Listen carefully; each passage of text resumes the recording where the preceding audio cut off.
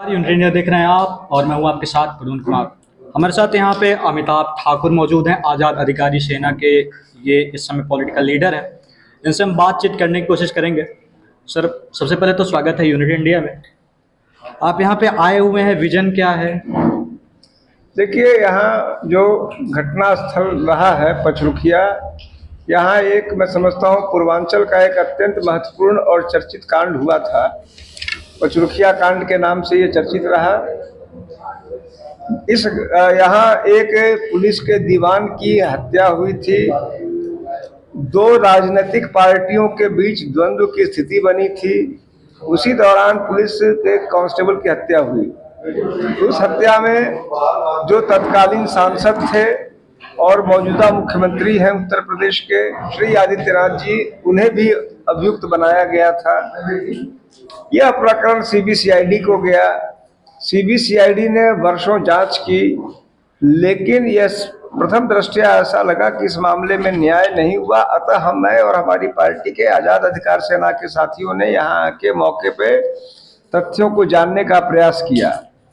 और प्रथम दृष्टया जो बात हमारी समझ में आई है वह यह है, क्योंकि मुझे महसूस हुआ कि यहाँ हमसे बात करने वालों में सभी पक्षों के लोग मुझे दिखे और सभी पक्षों में एक बात सामूहिक रूप से यह मलाल दिखी कि मामले में न्याय नहीं हुआ।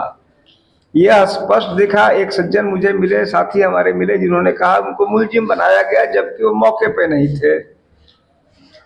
अन्य कुछ साथियों ने कहा कि निश्चित रूप से मौके पे जिस समय विवाद हुआ उस समय श्री योगी जी थे और भी तमाम लोग थे, तलत अजीज थी, अन्य वहाँ स्थानीय विधायक थे, मिस्टर ओझा जो थे वो थे, तमाम और लोग थे। तो किनकी क्या भूमिका थी, किनके कारण विवाद हुआ, इतनी बड़ी घटना घटी और सब के सब दोष मुक्त कर दिए गए, मामले में फाइनल रिपोर्ट लगा दिया गया। यह बात हजम होने योग्य, यह बात स्वीकार्य नहीं है। जिस मामले में 3-3 एफआईआर हुए, तलत अजीज जी ने योगी आदित्यनाथ जी के खिलाफ एफआईआर कराया, योगी आदित्यनाथ जी ने तलत अजीज के खिलाफ एफआईआर कराया, पुलिस इंस्पेक्टर ने योगी जी और अन्य के खिलाफ एफआईआर कराया और तीनों के तीनों मामले रफा दफा हो गए। मर्डर हुआ, बवाल हुआ, दंगा हुआ, पुलिस रिकॉर्ड में है और सब के सब रफा दफा हो गए। तो जैसे वो फिल्म बनी थी हु किल्ड जेसिका लाल, तो वही यहाँ स्थिति है कि हु किल्ड मिस्टर यादव। आखिर यादव जी की मौत हुई है, निर्विवादित है, तो किसने मारा? यह तो है नहीं कि हवा में हो गया।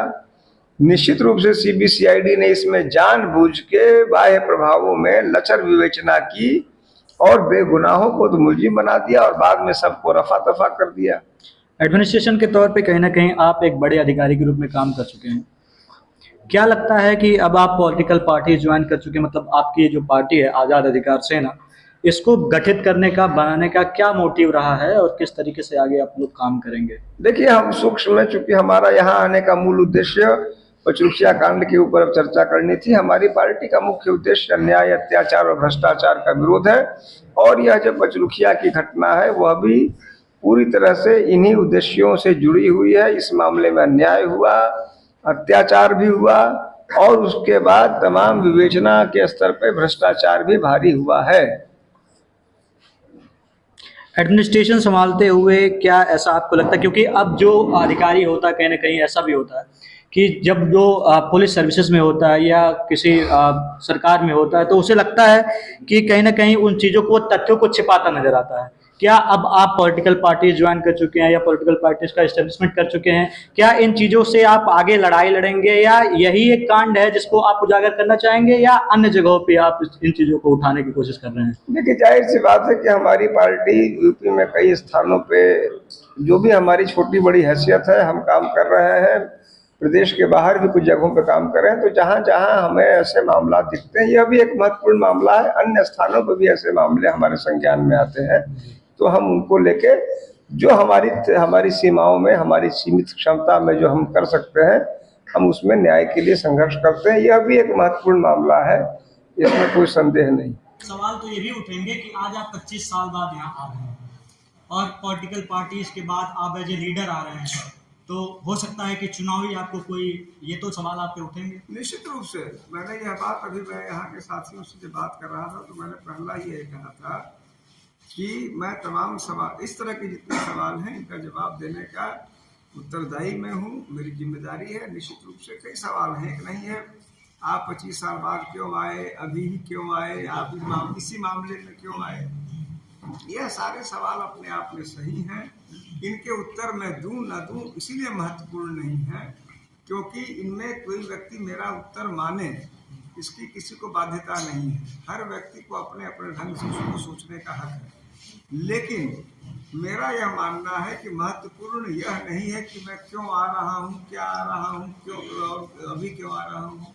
महत्वपूर्ण यह है कि जो बातें यहाँ की निकल के सामने आई पचरुखिया की, यानी कि मौत हुई, एक गनर की मौत हुई, सर्विस के दौरान मौत हुई, पुलिस इंस्पेक्टर ने FIR लिखवाया, क्रॉस FIR हुआ, क्या इन मामलों इसको सर हम रिवर्स करते हैं क्योंकि ये जांच का विषय था, इस पे तमाम जांच हाँ, आ चुकी हैं नहीं, और तमाम आप इस मामले को उठा रहे हैं तो आगे जो प्रक्रियाएं होंगी वो तो होंगी ही। वही महत्वपूर्ण है। जुडिशरी सबको राइट देता है अपनी बातें रखने हाँ, का, जिसके लिए आप यहाँ आए हुए हैं। तो इसके लिए कहीं ना कहीं इन लोगों की तरफ से मैं धन्यवाद भी आपको देना चाहूंगा कि आप यहाँ पे आए हुए हैं। जी बिल्कुल।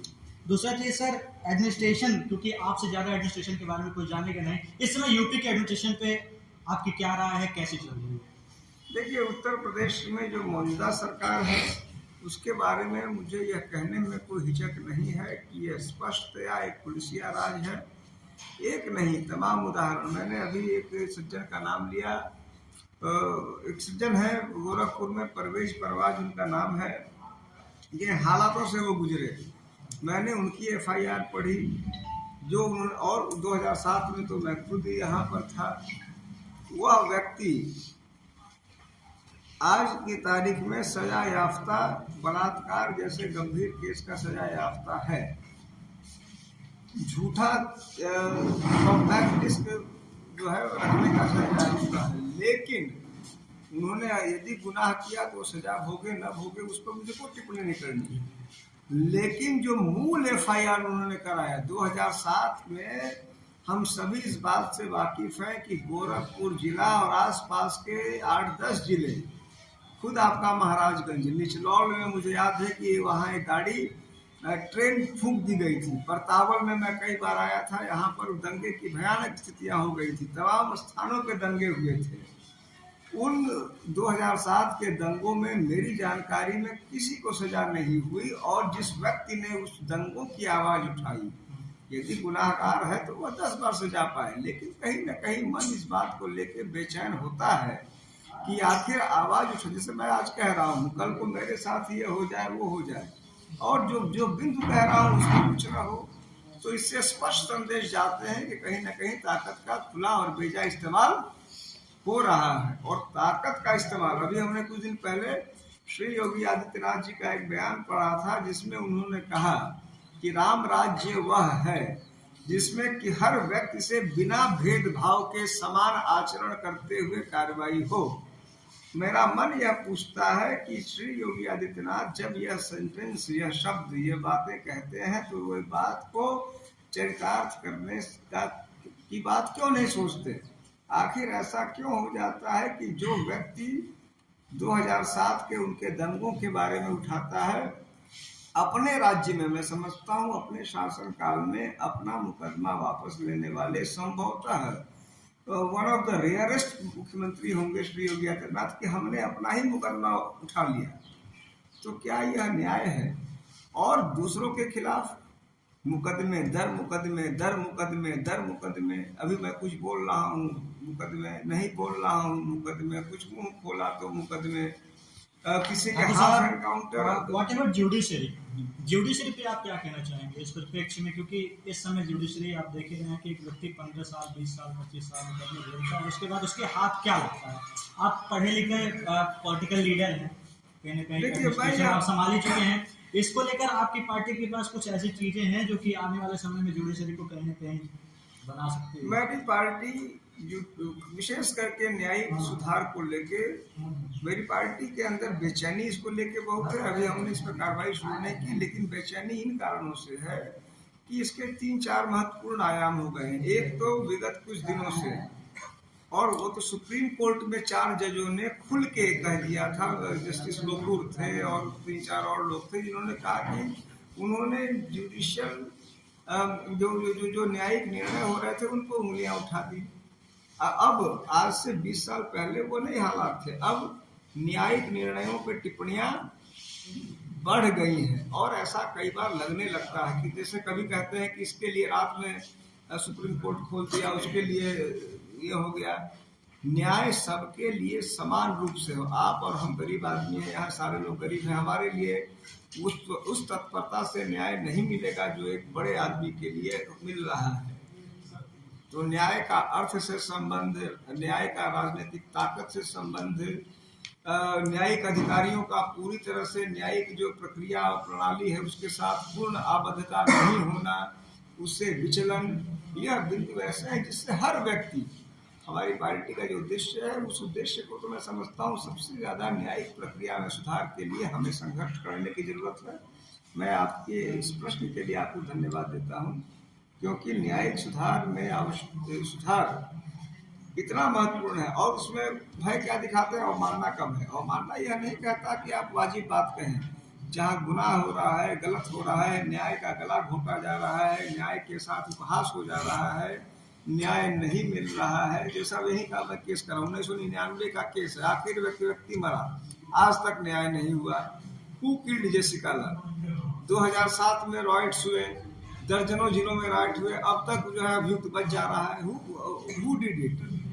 तो न्याय प्रक्रिया के साथ सुधार हो।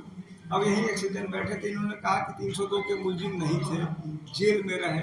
अगर यह जेल में रहे और अगर वास्तव में बेगुनाह थे तो इनको कंपनसेशन मिलना चाहिए, न्यायिक सुधार का वह हिस्सा।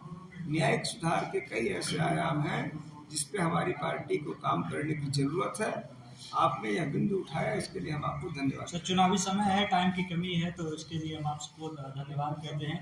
दूसरी चीज़ ये कि होली भी आ चुका है और चुनावी माहौल का जो होली है वो तो चल ही रहा है, तो कहीं ना कहीं होली की भी आपको हार्दिक हार्दिक शुभकामनाएं यूनिटी इंडिया की तरफ से, और हमसे बातचीत करने के लिए बहुत बहुत धन्यवाद। थैंक यू बच्चा।